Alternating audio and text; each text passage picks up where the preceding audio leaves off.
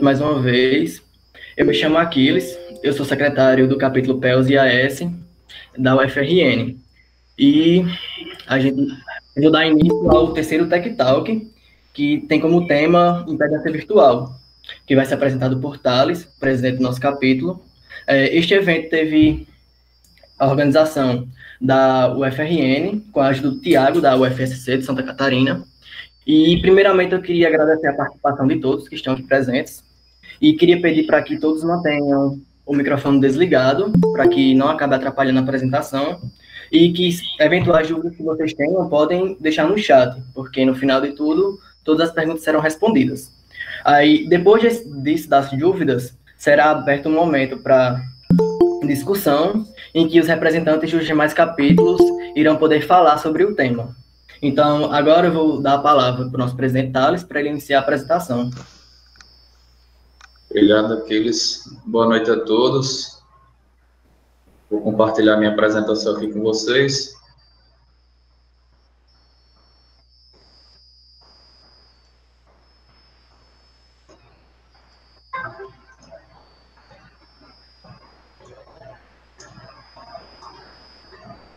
Bom, me apresentando aqui novamente. Meu nome é Thales Queiroz Fonseca, sou da Universidade Federal do Rio Grande do Norte, em que atualmente eu estou fazendo doutorado no programa de pós-graduação em Engenharia Elétrica e de Computação. Também sou pesquisador do Laboratório de Eletrônica Industrial e Energias Renováveis da UFRN. Também sou professor do Departamento de Engenharia de Computação e Automação da UFRN. E como Aquiles falou, eu sou o presidente do capítulo estudantil da PELS e AS da UFRN. Certo? Então, aqui no tema da minha apresentação, eu vou falar um pouco sobre impedância virtual, especificamente da sua utilização no controle de fluxo de potência de sistemas fotovoltaicos, certo? Então, mas que fique claro que tudo que eu vou apresentar aqui, tanto vale para como sistemas fotovoltaicos, como sistemas eólicos, de uma forma geral, sistemas de energias renováveis, certo? Então, aqui no sumário, eu estou especificando quais são os tópicos que vão estar divididos na minha apresentação. Na introdução, eu vou falar um pouco do contexto em que vai se inserir o tema de impedância virtual. No tópico de impedância virtual, vou dar uma breve revisão da fundamentação teórica e sua estrutura. Vou falar também um pouco do sistema que eu vou utilizar que eu vou apresentar os resultados experimentais, que eu vou apresentar aqui no final da apresentação. Vou mostrar como a impedância virtual ela pode ser utilizada no controle do fluxo de potência de sistemas fotovoltaicos e, a partir disso, vou mostrar, por meio de resultados experimentais, como esse controle de fluxo de potência foi efetivado e por final, as conclusões e as referências bibliográficas. Bom, no mundo atual, há uma tendência cada vez maior na inserção de fontes de energias renováveis na rede elétrica. Isso se deve, basicamente, a uma maior demanda do uso da eletricidade pela sociedade, aliado a restrições ambientais e também avanços na eletrônica de potência, certo? Então, essas fontes, quando eu falo renováveis, eu estou especificando muita solar fotovoltaica e eólica, certo? Então, a grande inserção dessas fontes na rede elétrica, elas ajudam, de uma certa forma, a contribuir à redução da emissão de gases que causam efeito estufa. Sendo que tem alguns problemas relacionados a essas fontes renováveis. Primeiro, que elas não são despacháveis em energia. O que é que eu quero dizer com isso? De uma forma bem intuitiva, vocês podem pensar que a energia entregue tanto por uma fonte solar fotovoltaica ou eólica depende da energia que está presente no sol ou no vento. Claro que eu estou falando aqui se esses sistemas eles não tiverem associado com o sistema de armazenamento, certo? Então, basicamente, o que eu estiver de energia do sol ou no vento, eu estou entregando na rede elétrica, certo? Então, essa característica de controle dessas fontes pode causar alguns problemas de flutuação de tensão e desvios de frequência que estão associados ao valor da impedância interna da rede elétrica. Por quê? Se essa minha impedância interna da rede elétrica ela começar a ter valores altos, e como a característica dessas minhas fontes é de entregar energia para a rede elétrica, ou seja, toda a energia que eu tenho na minha fonte renovável, eu estou entregando na rede elétrica. Isso pode ocasionar flutuações de tensão e desvio de frequência, porque eu vou ter uma grande queda de tensão lá na impedância interna da rede elétrica, ocasionando esses problemas de qualidade de energia elétrica, certo? Isso daí vai ficar mais claro para vocês quando eu estiver falando na parte de controle de fluxo de potência. Então, daí a gente já começa a pensar que a utilização de estratégias de controle para o controle de fluxo de potência desses sistemas renováveis, que são conectados à rede na forma de geradores distribuídos, pode vir a mitigar essas problemáticas que essas fontes ocasionam na rede elétrica, certo? Uma técnica bastante conhecida, utilizada na literatura há muito tempo, é o Drupa Control, mas ali lá nos seus primórdios, o Drupa Control ele estava mais associado ao controle de frequência de ativos e reativos de um gerador síncrono, assim, associados a usinas hidrelétricas, certo? Então, como essas usinas hidrelétricas, geralmente estão situadas distantes do consumidor final de energia, então nós temos longas linhas de transmissão conectando tanto o gerador ao consumidor. Então, essa longa distância ocasionava que essas minhas linhas de transmissão tinham uma impedância predominantemente indutiva. Daí que nós fazíamos com o controle do Drupa Control, nós associávamos o controle de frequência da rede elétrica com o controle de potência ativa e o controle da tensão da rede elétrica com o controle de potência reativa, certo? Sendo que a gente sabe que isso não é bem verdade em redes elétricas de baixa tensão. Em redes elétricas de baixa tensão, a nossa impedância interna da rede elétrica, nós não podemos afirmar que, de fato, ela é predominantemente indutiva. Essa impedância ela vai ter características resistivas muito elevadas, o que vai acabar ocasionando um acoplamento no controle de potência ativa e reativa, se nós utilizarmos a técnica de Drupa Control, certo? Além disso, essa técnica de Drupa Control está bastante associada a sistemas renováveis conectados à rede elétrica via sistemas LC-VSC. O que significa que esse LC-VSC? Eles são conectados à rede via um conversor do tipo fonte de tensão e conectado à rede com um filtro LC, certo? Só que na prática, ainda atualmente, esses sistemas renováveis eles são conectados à rede elétrica via filtros LCL, certo? Porque nessa característica que está sendo utilizada na literatura, utilizando o Drupa Control, é que essa minha fonte renovável ela se comporta como uma fonte de tensão conectada à rede elétrica, certo? Mas na prática o que ocorre ainda atualmente é que essas fontes renováveis elas são conectadas à rede no modo fonte de corrente. Isso está bastante associado ao que eu falei de tudo que nós temos de energias do sol, do vento, é entregue à rede elétrica. Então, daí a gente pode utilizar o conceito de impedância virtual para contornar algumas desvantagens do controle. Por exemplo, esse problema do acoplamento no controle da potência ativa e reativa, a impedância virtual ela pode ser utilizada para modificar artificialmente a impedância da rede elétrica e assim eu garantir um controle desacoplado da potência ativa e reativa, certo? Mas aqui o foco dessa minha apresentação e do trabalho que eu desenvolvi é a utilização da impedância virtual no controle do fluxo de potência em sistemas que são conectados à rede elétrica via filtros LCL, ou seja, ainda no modo fonte de corrente, que são a maioria dos sistemas que são conectados atualmente, certo? Feita essa introdução, vamos dar uma revisada agora, falar de uma forma geral como é que se classificam as impedâncias virtuais, certo? De uma forma geral, nós temos duas classificações, a impedância virtual externa e a impedância virtual interna. Essas duas classificações, elas fazem referência ao modo de implementação no sistema de controle, certo? A impedância virtual externa, ela geralmente é implementada pela realimentação de variáveis de perturbação para o meu sistema de controle, que podem ser tensão ou corrente, a depender da estrutura de controle que eu estou utilizando. E a realimentação dessas variáveis irão alterar a referência dos controladores de tensão ou de corrente.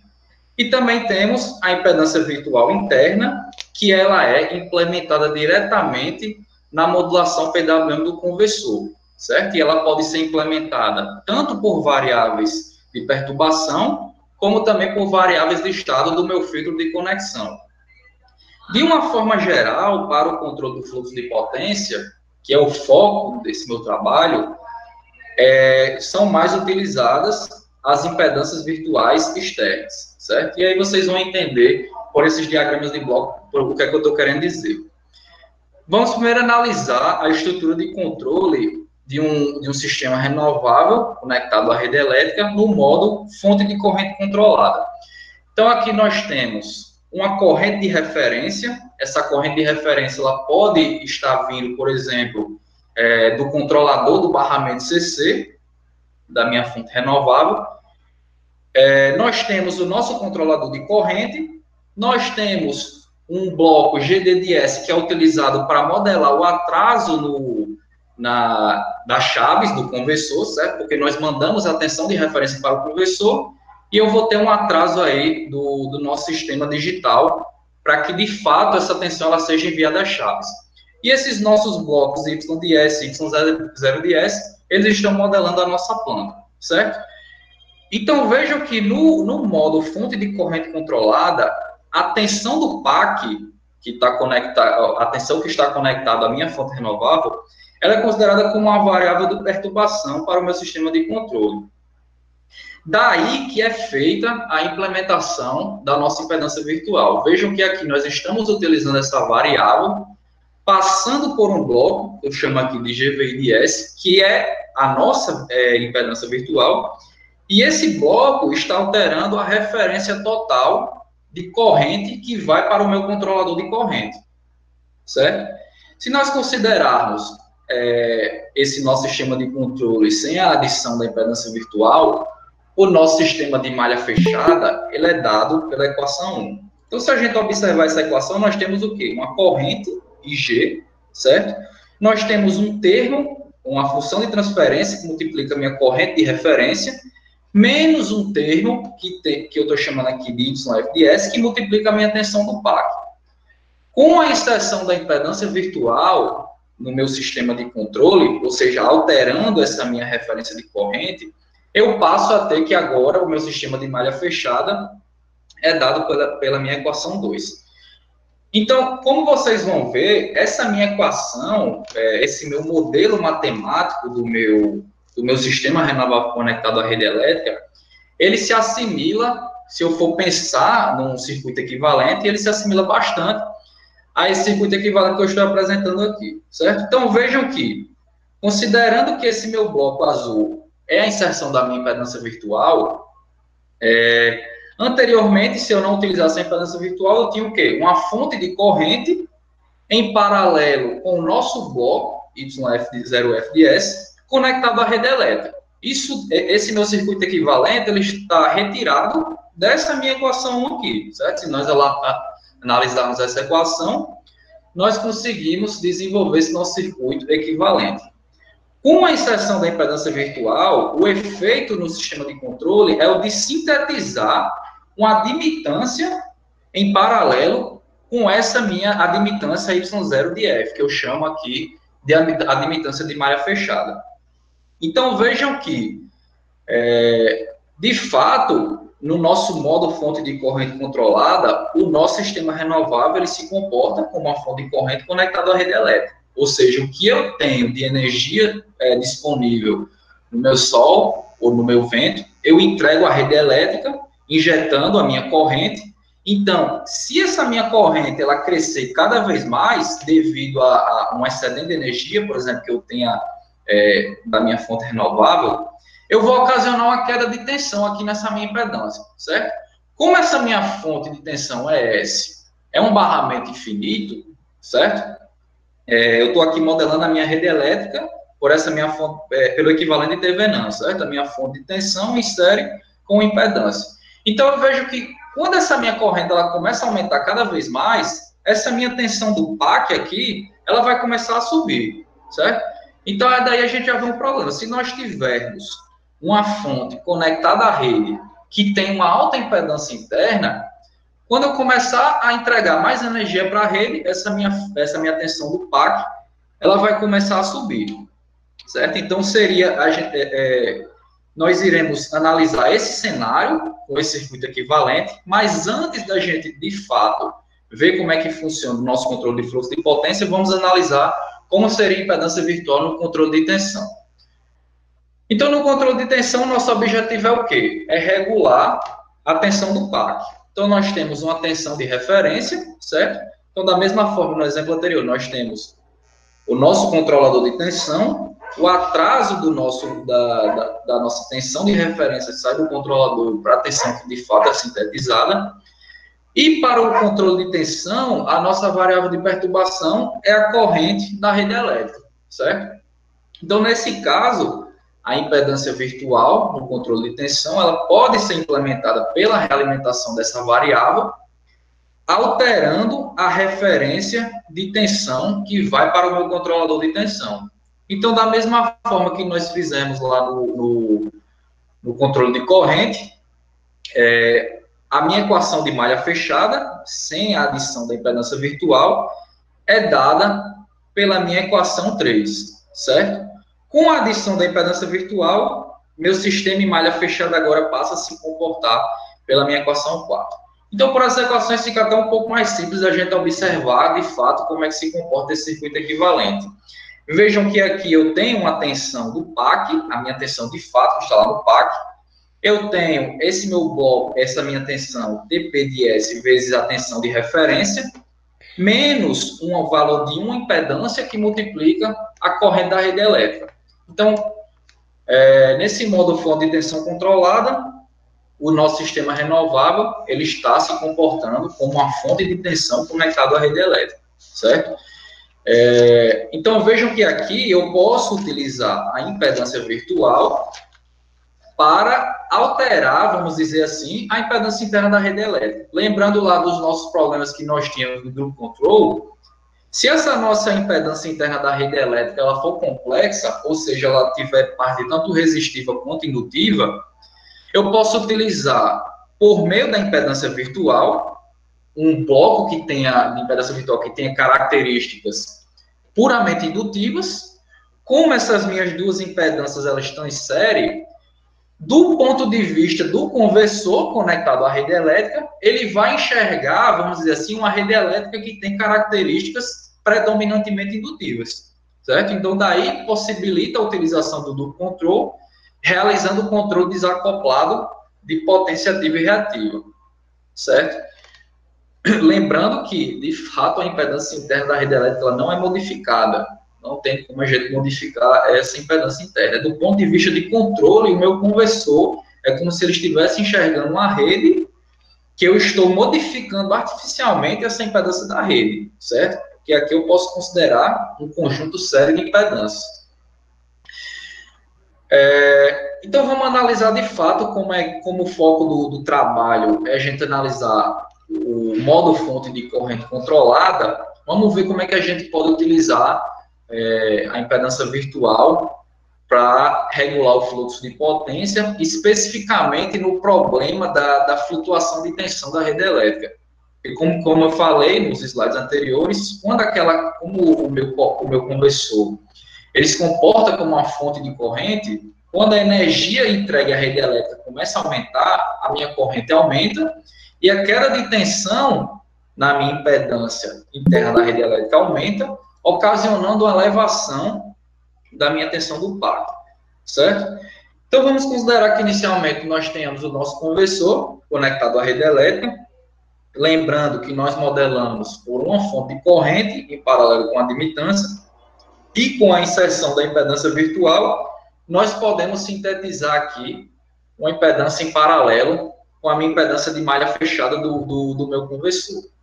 Então, vamos analisar dois cenários. O primeiro cenário é quando o meu sistema ele produz energia para alimentar as cargas, ou seja, vamos supor que eu tenho uma carga lá conectada no meu pack, na minha rede. Esse sistema ele produz energia suficiente para alimentar as cargas e o excedente de energia entrega à rede elétrica. Ou seja, é o cenário em que a geração ela é maior do que a demanda, que tem uma carga conectada, certo? Então, esse excedente de energia ele entrega à rede elétrica. Então, daí a gente sabe que quanto maior esse excedente de energia, nós podemos ocasionar elevações de tensão. O outro cenário seria que a energia demandada pela carga é maior do que a potência gerada pelo meu sistema. Nesse caso, eu tenho uma geração tal que é menor do que a demanda da minha carga.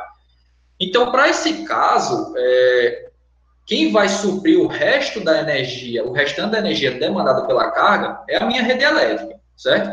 Então, eu vejo que o fluxo de potência agora aqui vai ser o contrário.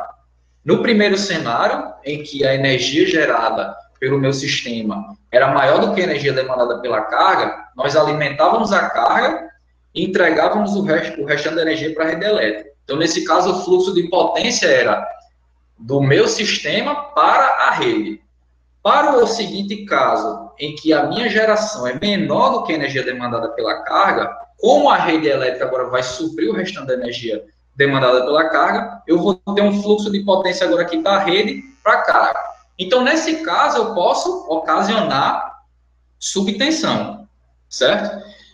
Então, eu tenho tanto o problema da sobretensão e o problema associado também da subtensão, que vai depender dessa minha impedância interna da rede elétrica. Ou seja, quanto maior essa impedância,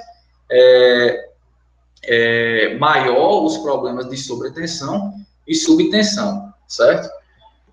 A gente pode analisar esses cenários por meio desses diagramas fasoriais. Então, vejam que, inicialmente, eu tenho o meu fasor ES, da minha fonte de tensão interna, certo? Eu tenho uma corrente entregue à rede elétrica, que eu estou chamando aqui de IS1, certo? Essa corrente, quando entregue à rede elétrica, causava uma queda de tensão na impedância interna da rede elétrica, ocasionando uma sobretensão no meu pack, certo? Então, aqui eu estou definindo os limites máximos e mínimos que a tensão da minha rede elétrica pode assumir. Então, daqui eu vejo que, quanto maior essa minha corrente entregue para a rede, eu posso levar a esse meu vetor tensão da rede elétrica a assumir valores muito altos que podem ser maiores do que o permitido por norma, certo? Mas vejam que, se eu considerar agora que a corrente da minha rede ela é composta pela corrente que eu entregava anteriormente por uma componente em quadratura, certo? Que eu estou chamando aqui desse meu fasor IV, essa minha corrente total vai passar agora a ser esse meu fasor ISV, e esse meu fasor, quando multiplicado pela minha impedância interna da rede elétrica, vai trazer o meu fasor da minha tensão da rede elétrica de volta para valores aceitáveis, ou seja, está aqui dentro dos meus limites entre VPAC mínimo e VPAC máximo, certo? Então, a partir da modificação, se eu considerar que a minha corrente da rede elétrica ela é composta agora pela corrente inicial por uma componente em quadratura, eu posso modificar esse meu vetor tensão da rede elétrica. Por que eu estou falando isso? Porque se essa corrente ela pode ter uma componente em quadratura. Porque vejam que, com a adição da impedância virtual, eu posso escolher um elemento tal que essa minha corrente demandada ou fornecida pela minha impedância vai se somar à corrente total entregue para a rede elétrica, certo? Então, por meio da escolha dessa minha impedância, eu posso ajustar a corrente que é entregue para a rede elétrica e aí regular o vetor tensão da rede elétrica, certo? No caso que eu falei de adicionar uma corrente em quadratura, se eu estou considerando uma corrente em quadratura com a tensão do pack, isso significa o quê? Que esse meu elemento de impedância virtual seria um elemento puramente reativo, certo? Então, seria ou um capacitor virtual ou um indutor virtual, certo? Que aí eu vou explicar para vocês mais à frente. Agora, para o caso da subtensão, utilizando o mesmo raciocínio aqui, nós temos o nosso vetor da nossa fonte de tensão interna, com a nossa corrente IS1, que era entregue à rede elétrica, certo? Ocasionou uma queda de tensão na impedância interna da rede elétrica, fazendo com que a minha tensão agora do PAC ela tenha um valor abaixo do mínimo aceitável por norma, certo? Então, utilizando o mesmo raciocínio, se eu gerar uma corrente em quadratura, eu vou modificar a corrente total entregue para a rede elétrica, fazendo com que agora esse meu vetor de tensão da rede elétrica tenha valores aceitáveis por norma, certo? Quando a gente está falando agora em corrente em quadratura, significa o quê? Que essa minha impedância virtual, ela está fazendo o quê? Ou está fornecendo reativo para a rede, ou está consumindo o reativo da rede elétrica. Quando vocês pensam lá no caso de subtensão, vem bem rápido na cabeça de vocês que se eu tiver uma tensão baixa na rede elétrica, eu vou fazer o quê? Eu vou conectar um banco de capacitor em paralelo com a rede elétrica para que esse banco de capacitores, eles forneçam potência reativa para a rede elétrica para elevar a tensão da rede, certo?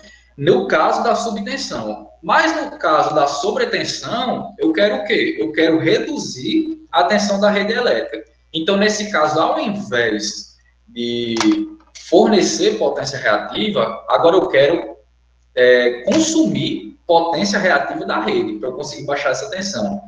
Como lá no caso que eu falei, para fornecer potência reativa, eu preciso de um banco de capacitores, então, para consumir potência reativa, como eu estou trabalhando com impedância virtual, eu posso escolher o quê? Um capacitor negativo, certo? Então, um capacitor de valor positivo, ele fornece potência reativa à rede elétrica, e um capacitor de valor negativo, ele consome potência reativa da rede elétrica, certo? Isso se deve pelo fato de eu estar trabalhando com uma impedância virtual, certo? Que isso daí eu estou trabalhando no meu sistema de controle. Então, de fato, foi a escolha que eu fiz, utilizar um capacitor virtual para regular essa tensão da rede elétrica, em que o cálculo da capacitância desse capacitor, ela é feita por meio dessa minha função aqui, certo? Então, eu vou explicar quais são as zonas dessa minha função. Nós temos aqui, nessa zona amarela, uma zona que eu estou chamando de zona morta. Essa zona seria o quê? Seria, por exemplo, quando a minha tensão da rede elétrica, ela tem um valor que ela nem está tão acima do valor nominal e nem está tão abaixo do meu valor nominal. Nesse caso, eu quero que o meu capacitor virtual ele tenha uma capacitância de valor igual a zero, exceto em algumas situações, como eu vou explicar mais à frente, porque vejo que aqui na zona morta eu posso sintetizar alguns valores de capacitores virtuais, certo? Nessas regiões, que está aqui nas cores verde e água, eu tenho o quê? Uma região que está fora da minha zona morta, ou seja, o valor da minha sobretensão ou da subtensão, ela já começa a obter valores críticos, certo? Então, para o caso da sobretensão, vejam que aqui eu estou sintetizando capacitores negativos, em que esses capacitores eles são calculados de forma linear, variando de forma linear, com o erro de tensão da rede elétrica, certo? A tensão medida pela tensão nominal. E para o caso da subtensão, eu tenho o quê?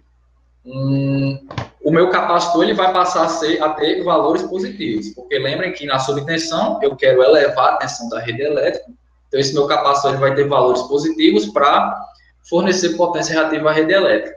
E eu tenho também essas minhas duas zonas azul claro, certo? Nessas duas situações eu estou saturando o valor do meu capacitor para um valor máximo, porque essa situação é quando o meu conversor ele não tem mais potência reativa para fornecer, para corrigir ou a sobretensão ou a subtensão. Ou seja, o meu conversor ele está atuando na sua potência nominal. Então, nesse caso, para garantir que o meu conversor ele não opere acima da potência nominal, eu saturo o valor da minha capacitância virtual, certo? Então, aqui eu coloquei as equações dessas zonas que eu acabei de explicar. Nas minhas zonas, fora da zona morta e fora da zona de saturação, os meus capacitores virtuais, eles são implementados de acordo com as minhas equações 5 e 6. Na minha zona de saturação, eu calculo a potência reativa máxima disponível no meu conversor, ou seja, a partir da potência nominal dele e da potência ativa que ele está entregando, eu calculo a potência reativa disponível no meu conversor, para aí calcular qual o valor de capacitor virtual máximo que eu posso implementar, certo? E, finalmente, na zona morta, lembrando lá que na região de zona morta eu falei o quê? Que era a situação em que os valores da tensão da rede elétrica ela não desviava tanto do valor nominal, certo? Mas o que é que eu quero nessa zona morta? Eu quero que essa zona morta ela tenha um comportamento adaptativo. Então, o que é que eu vou analisar? Eu vou analisar o sinal do erro da tensão, o sinal do erro de tensão, e eu vou analisar também o sinal da derivada do erro. Então, se eu ver que o meu erro ele é positivo e a derivada do erro ela também tem inclinação positiva, isso significa o quê? Que o meu erro de tensão ele está desviando da minha zona morta, certo? Então, como uma forma de correção, eu sintetizo um valor do capacitor virtual, que ela é dado por uma fração da máxima capacitância que eu posso sintetizar, para garantir que essa minha tensão não saia dos valores dentro da zona morta, certo? Se por um acaso, tanto o meu erro de tensão como a minha derivada do meu erro de tensão tiverem sinais opostos, significa que a minha tensão está caminhando para dentro da zona morta. Porque, por exemplo, se o meu erro de tensão for positivo, mas a derivada do meu erro for negativa, então significa que ele está caminhando de volta para a zona morta. No mesmo caso, se esse meu erro for negativo e a derivada do erro for positiva. E, finalmente, se eu tiver erro negativo e derivada do erro negativo, eu sintetizo um valor de capacitância virtual para garantir que ali o meu erro ele fique dentro da zona morta, certo? Então, vamos, de fato, ver como é que a gente vai tirar esses resultados experimentais, certo? Então, foi utilizada uma plataforma de um sistema fotovoltaico conectado a uma rede elétrica trifásica, certo? Esse sistema fotovoltaico ele tem uma potência nominal de 8 kW-pico, certo? Então, todos os algoritmos de controle foram implementados em um DSpace 1103, certo? Então, aqui nós temos o nosso conversor, o nosso sistema fotovoltaico, temos os nossos sensores de tensão e de corrente, o nosso barramento CC, do nosso sistema fotovoltaico, e a nossa rede elétrica, que está chegando aqui nesses disjuntores, certo? E as nossas cargas, nós utilizamos tanto cargas resistivas, associadas com cargas indutivas, certo? Então, o primeiro cenário que nós utilizamos para obter os resultados experimentais, nós fizemos uma comparação do método proposto com métodos já existentes na literatura. Quais foram os métodos existentes na literatura? Um foi utilizando o Drupa Control convencional, certo? Do controle puro convencional, e o outro foi utilizando um método em que a função utilizada para regular a tensão da rede elétrica é bem similar à função que eu estou propondo. Entretanto, a diferença é que nesse trabalho, a regulação da tensão da rede elétrica via potência reativa é feito pelo ajuste da corrente de referência que vai para o meu controle de corrente. Lembrando que, nesse meu caso da impedância virtual, eu não estou, de fato, alterando a minha corrente de referência. Isso é feito pela impedância virtual, certo? Então, aqui na curva em verde, nós temos a potência ativa, que foi entregue para a rede elétrica. Nesse meu instante aqui, que eu chamo de condição de rede fraca, é o quê? Eu estou adicionando uma impedância em série com a impedância interna da rede elétrica. Por que eu estou fazendo isso? Para ocasionar, para forçar, vamos dizer assim, uma condição de sobretensão na rede elétrica, certo? Porque aí, lembre que no nosso modo de corrente controlada, quanto maior aquela nossa impedância interna, maior se tornava aquela nossa queda de tensão interna na impedância interna da rede elétrica, elevando a nossa tensão do PAC, certo? Então, vejam que, na comparação dos três métodos, com a utilização da impedância virtual, nessa transição de modificação de rede, ele teve um comportamento mais suave, tanto em relação ao do controle convencional, como em relação a esse outro método convencional que eu expliquei, certo? Por que que o Drupa control convencional, ele apresenta um erro de tensão menor em relação à técnica de impedância virtual? Porque, de fato, o Drupa control convencional, ele não tem uma zona morta intrínseca ao seu método, certo? Então, no caso do Drupa, para quem trabalha, eu já trabalho com isso, ele funciona, de fato, como uma reta em que, dependendo do valor da rede elétrica, da tensão da rede elétrica, ele vai injetando ou consumindo reativo. Não tem aquela presença da zona morta. A vantagem da presença dessa zona morta é o quê? Que a minha tensão da rede elétrica ela não tem valores críticos, então, nesse caso, eu estou, vamos dizer assim, reduzindo as minhas perdas, certo? Porque se a minha tensão da rede elétrica ela está dentro daquela região, não há necessidade nem de eu consumir, nem de eu entregar reativos, certo? Então, aqui eu estou mostrando, de fato, essa curva em vermelho é o módulo da impedância da rede elétrica. Vejam aqui que, nesse instante, esse módulo é alterado. Essa minha curva verde é o valor da minha reatância virtual. Então, de acordo com o gráfico que eu apresentei, quando ocorre a transição, quando ocorre a modificação da impedância interna da rede elétrica, vai haver uma elevação no erro da tensão, então, consequentemente, essa minha reatância virtual ela deve aumentar para que eu consiga corrigir cada vez mais esse meu erro de tensão, certo? E aqui eu estou apresentando o gráfico da potência reativa, que é, de fato, consumida da rede elétrica. Então, vejam que, antes da minha transição, da variação da minha impedância da rede elétrica, o meu conversor ele consumia uma potência reativa aí próxima de 5 kVAR, consumia uma potência próxima de 5 kVAR. Com a transição, com a mudança da impedância interna da rede elétrica, ele passa a consumir aí próximo de 9 kVAR, isso significa o quê? Que ele está consumindo cada vez mais potência reativa da rede elétrica para conseguir reduzir o valor da sobretensão presente na minha rede elétrica. Esse meu valor alfa, que eu coloquei aqui nessa cor vermelho, isso daí nada mais é do que as diversas inclinações que eu tinha naquele meu método proposto, certo? Então, essas inclinações das minhas curvas, elas vão variando de acordo com a potência reativa máxima que está disponível no meu conversor, certo? Então, quanto maior a potência reativa disponível no meu conversor, então ele vai ter uma folga maior para regular essa tensão da rede elétrica, certo?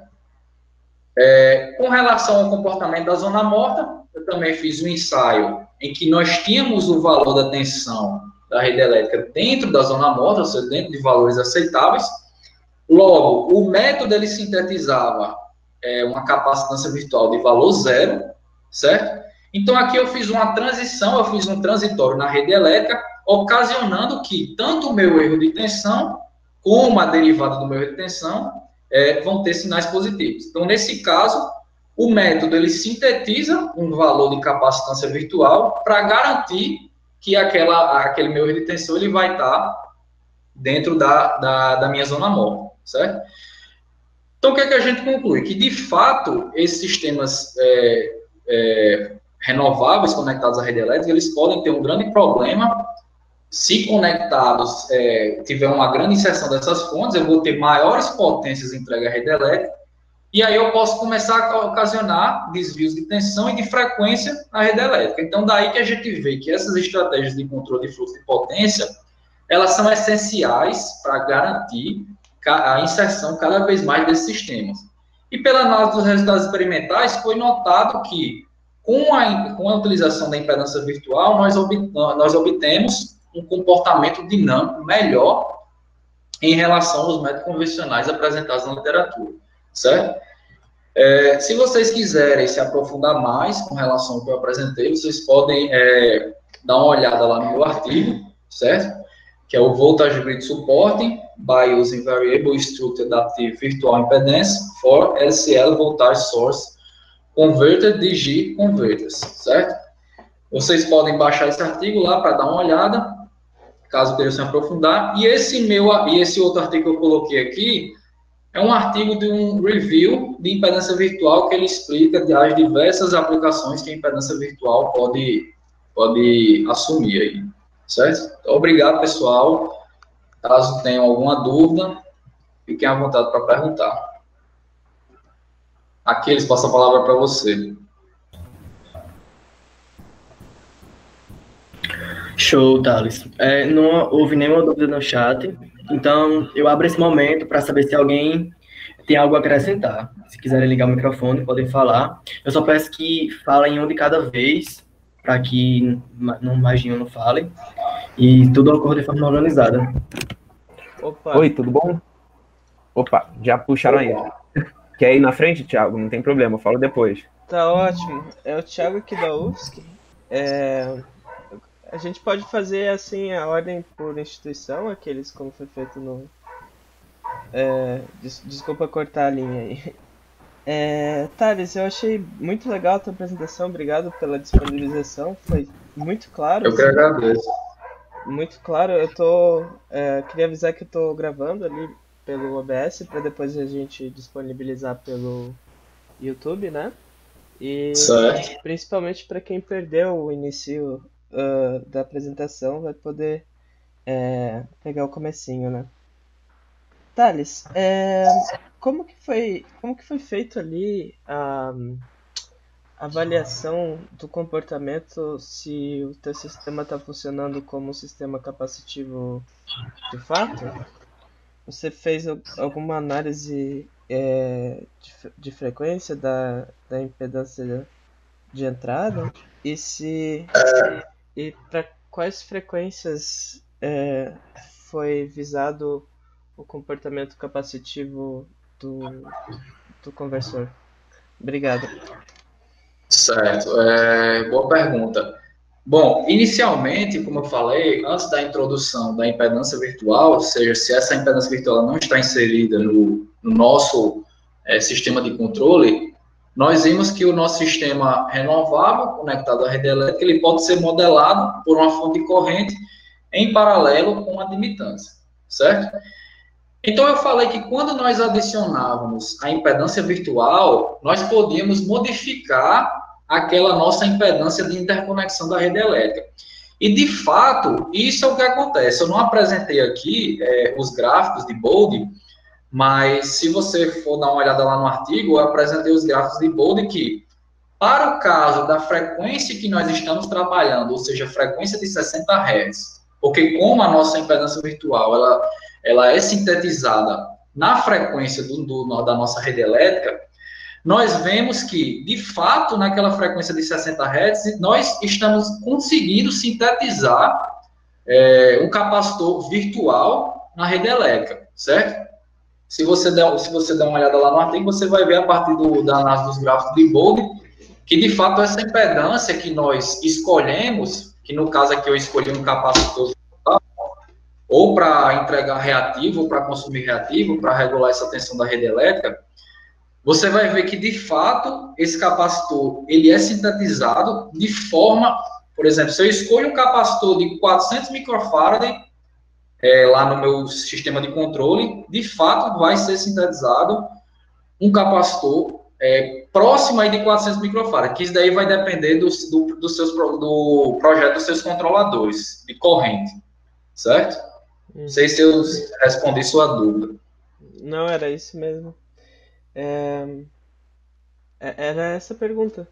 A gente tem mais um participante aqui da UFSC, se ele quiser fazer uma pergunta, ele...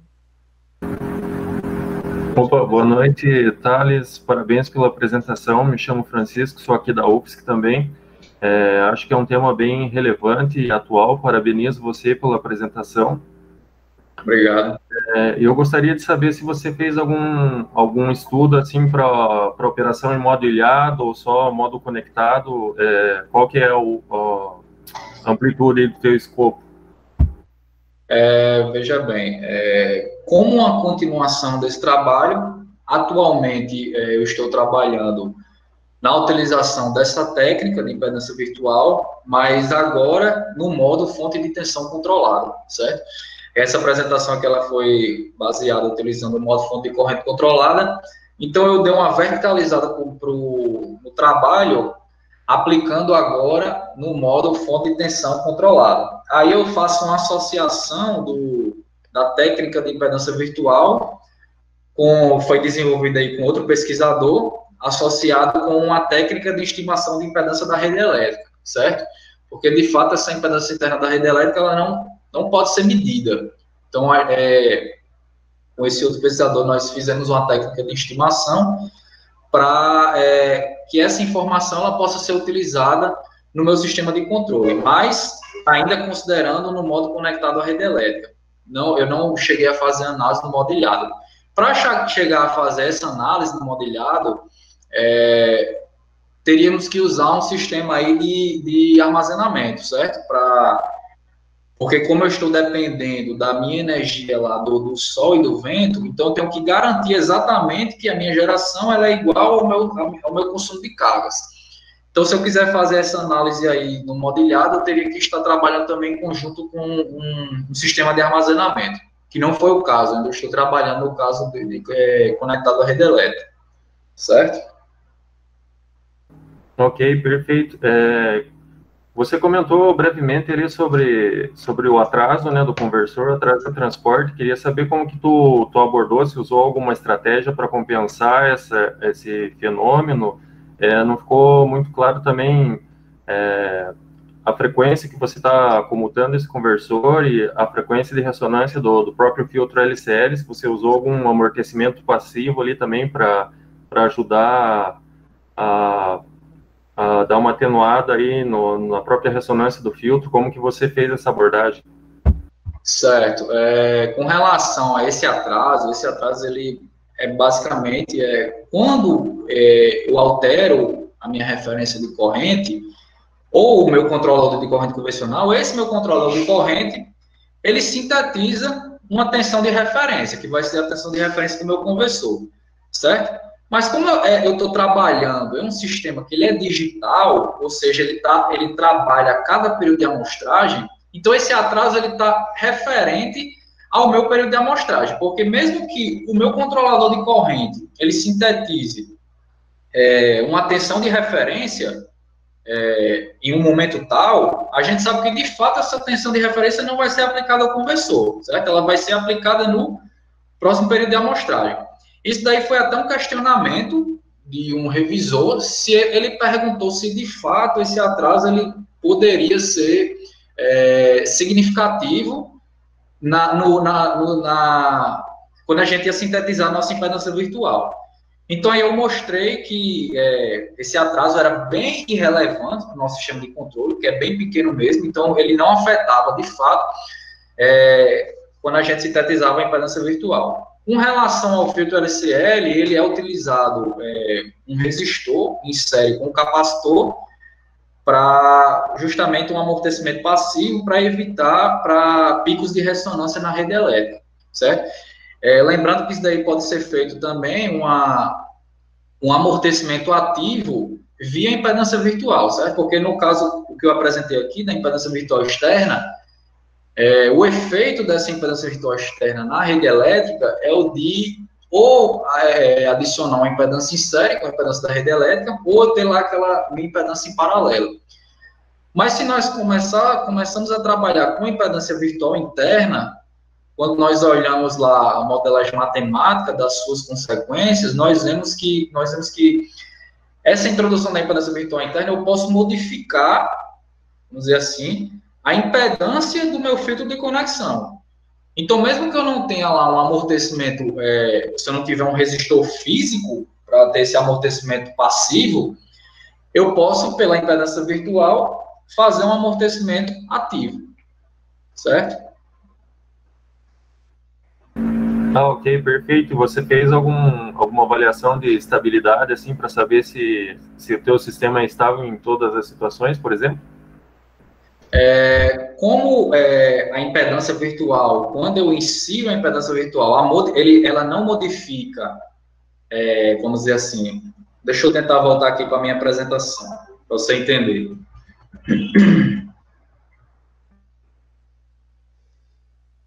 Veja aqui, nós temos nossa corrente de saída, nós temos essa nossa função de transferência, TI de S, que é a nossa função de transferência de malha fechada, e nós temos essa função de transferência Y0F de S.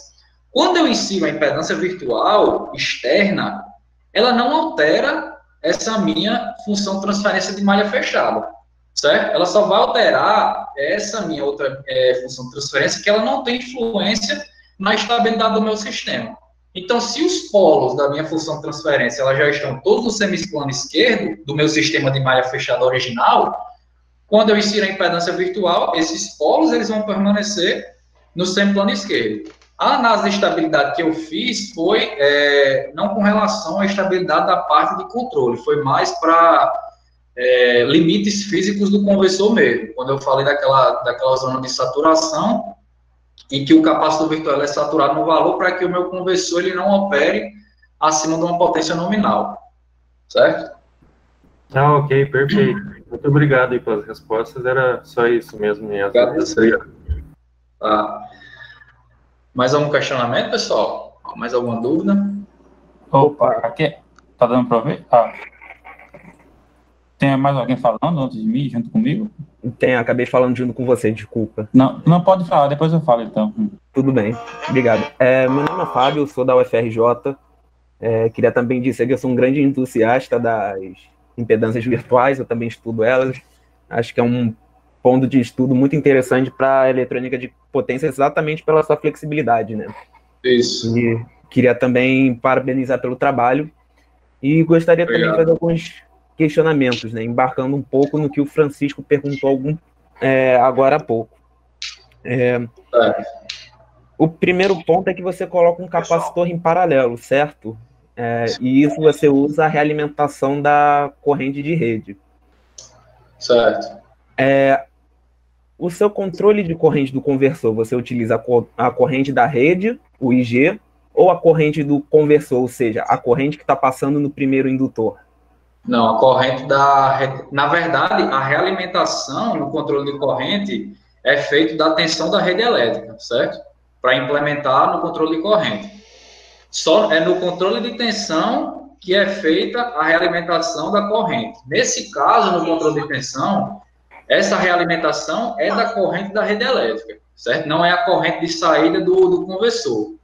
Mas como eu estou trabalhando aqui no modo fonte de corrente controlada, a realimentação que eu faço aqui é da tensão do PAC, certo? Porque quando essa tensão ela é multiplicada por um bloco, que é uma admitância, eu vou ter uma unidade de corrente aqui, para alterar a minha corrente de referência. Não, mas eu não estou falando no ponto da impedância virtual, estou falando do seu controle mesmo, que você está controlando corrente, certo? Certo, a corrente da rede elétrica. É a corrente da rede elétrica. Tá. Isso. Corrente de saída do LCL. Isso. Então, se você colocar essa admitância em paralelo, ela não alteraria também o seu filtro de forma total? Não, veja bem, porque esse meu modelo aqui que eu tenho, dessa minha fonte de corrente em paralelo com essa minha admitância, já é o modelo total do meu conversor com o meu filtro LCL, certo? Então, aqui eu penso no meu conversor juntamente com o meu filtro LCL, matematicamente eu penso nele como sendo esse conjunto, essa fonte de corrente em paralelo com essa admitância. Quando eu insiro essa impedância virtual, para o sistema de controle, para efeitos de modelos matemáticos, seria isso. Mas, assim, é porque eu sei que gera um pouco de confusão da gente pensar que, de fato, essa impedância ela está sendo sintetizada lá no meio físico. Mas, lembrando que essa impedância, de fato, ela não é sintetizada fisicamente no meu sistema. Ou seja, eu não posso considerar que ela está sendo adicionada em paralelo com o meu filtro LCL. Isso é do ponto de vista de controle. Por isso que eu trabalho com esses modelos matemáticos referentes aos modelos de controle. Certo? Não, certo, mas o que eu queria chegar é, conforme as variações do valor do capacitor, essas variações, elas afetariam o seu sistema de controle? Porque você mesmo falou que o seu sistema de controle, ele enxerga a sua impedância virtual, logo uma alteração nessa impedância virtual poderia te trazer algum impacto na sua dinâmica de controle. Eu queria saber se você tem feito alguma análise nesse ponto, nesse quesito. Certo, foi o que eu respondi para o Francisco. Quando eu faço a realimentação da impedância da tensão do PAC para implementar a admitância virtual, eu não altero a minha função de transferência de malha fechada do meu controle. Vejam que aqui eu estou alterando a minha função que está relacionada à perturbação. Então, se a minha função de transferência de malha fechada ela permanece a mesma, então o comportamento dinâmico do meu sistema de controle permanece o mesmo. Para o caso da impedância virtual externa, em particular, na impedância virtual interna, quando você faz essa implementação, aí você já vê que você já começa a afetar sua função de transferência de malha fechada. Ela vai começar a ser alterada, mas nesse caso da impedância virtual externa, não. Certo? A função de transferência de malha fechada ela não é alterada. Beleza. E a minha última pergunta é, você tirou o resultado experimental conectado à rede, né, usando o DSPICE. Como é que estava essa sua rede? Era puramente senoidal? Possuía algum distúrbio? Na verdade, essa nossa bancada, nós temos lá o nosso conversor, nós temos uma plataforma fotovoltaica de 8 kW peak, nós temos o conversor conectado na rede real, da nossa rede prática mesmo, trifásica. Então, essa rede, ela não é puramente senoidal, ela tem desbalanceamentos e tem harmônicos também, certo? Certo. Foi assim que foi, não foi uma rede idealizada, não, que foram tirados esses resultados experimentais. Legal, isso dá valor muito forte ao seu trabalho, parabéns por fazer isso. Obrigado. E, para terminar, essa sujeira na rede, você percebeu que interfere em alguma forma naquela derivada do erro que você trabalhou ou não afeta de grandes... Porque com certeza ela afeta, né? Mas eu tentava analisar essa derivada do erro de acordo com certos limiares. Nós sabemos que quando nós utilizamos essa derivada do erro na prática, nós iremos ter um certo ruído aí. Então, eu tentei analisar essa derivada aí com base em certos limiares. Mesmo que nós tenhamos uma rede puramente senoidal, ao utilizar essa derivada aí, a gente vai ter ruído de medição, dos sensores, então sempre vai ter ruídos aí, meio independente da rede. Mas, realmente, isso era de fato, é uma problemática, às vezes, você utilizar informações derivadas para o seu sistema de controle. Tá bom, certo? Muito obrigado pela resposta. Obrigado a você. Era só isso mesmo, gostei muito do seu trabalho, com certeza vou ler o seu artigo quando terminar aqui a apresentação. Valeu. Obrigado. Valeu. Boa noite, Thales. Meu nome é Samuel, eu sou aqui da UFCG. Eu queria te fazer uma questão, Carlos.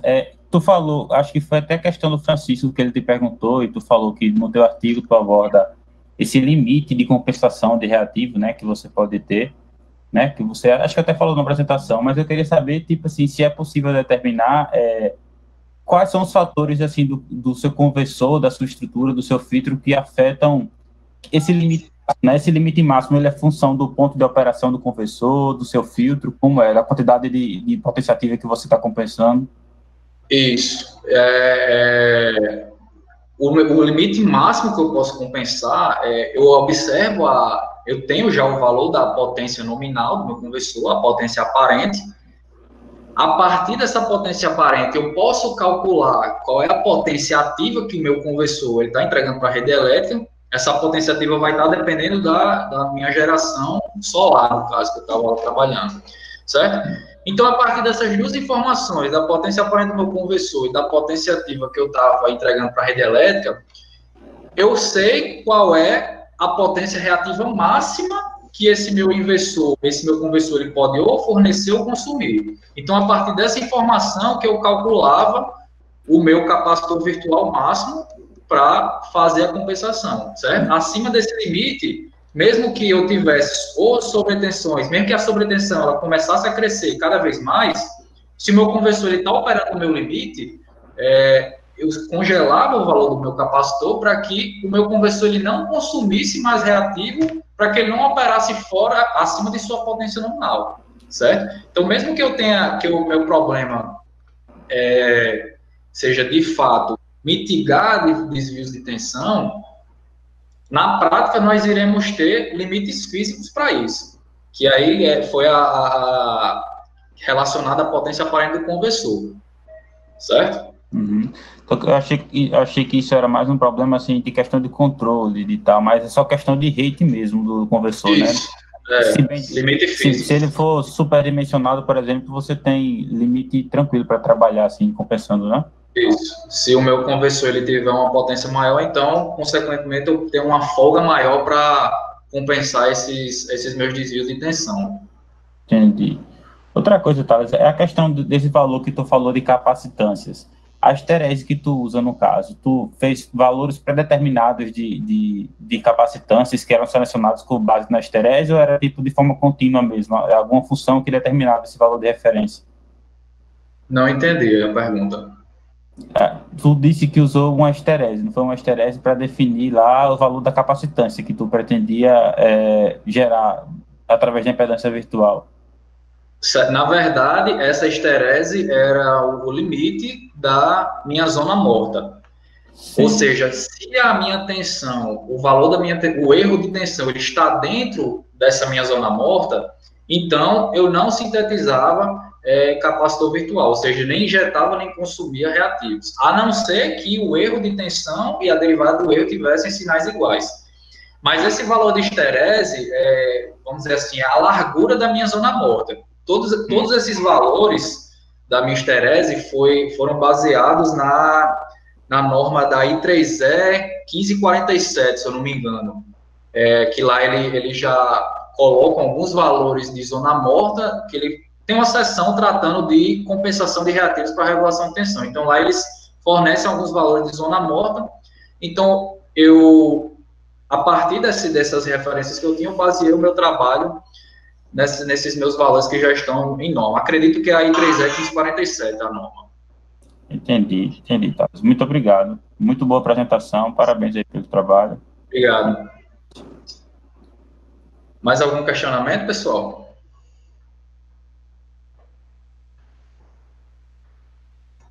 Nenhum? Então, pessoal, agradeço a todos que vieram participar aqui da minha apresentação. Espero que tenham entendido essa questão de impedância virtual. Caso não tenham entendido, podem entrar em contato comigo, certo? Podem também baixar o meu artigo para se aprofundar cada vez mais. E seria isso. Se alguém tiver mais alguma coisa a falar, fique à vontade. Se não, a gente pode encerrar por aqui a apresentação, certo?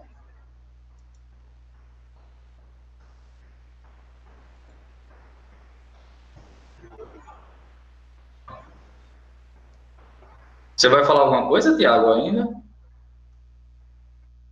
Não, Thales, podemos finalizar. Tô finalizando aqui a gravação. Vamos dar um abraço para todo mundo. Valeu por ter participado, Thales. Muito, muito boa a participação de todo mundo. Ok. Acho que a gente vai fechar a sala, então. Tá, então já terminou a gravação? Sim. Então, vou estar saindo aqui. Até mais.